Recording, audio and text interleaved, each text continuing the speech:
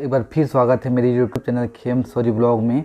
आज मैं आपको एक ऐसा वीडियो दिखाऊंगा जो छत्तीसगढ़ की संस्कृति, उसकी परंपरा, उसकी वेशभूषा और यहाँ के जो चलन हैं उसको प्रस्तुत करता है।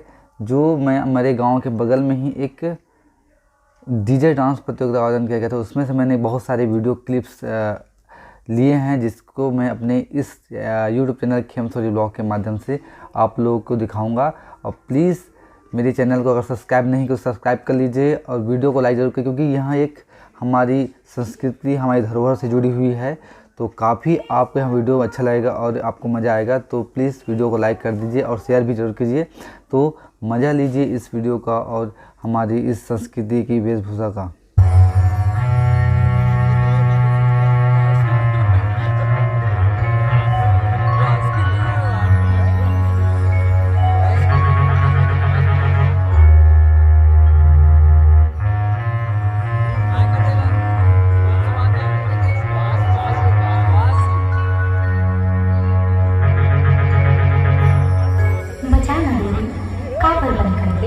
बचाना चंदा तय कब आगे तो बांस की धुन सुन के मनमोहन बजाना बड़े बिहनिया गाय गरबा लाठी के दहिहान वाला था तो दूर सुरता फिर, और जब दूर सुरता फिर तो बांस में बजा के मन लगा गए।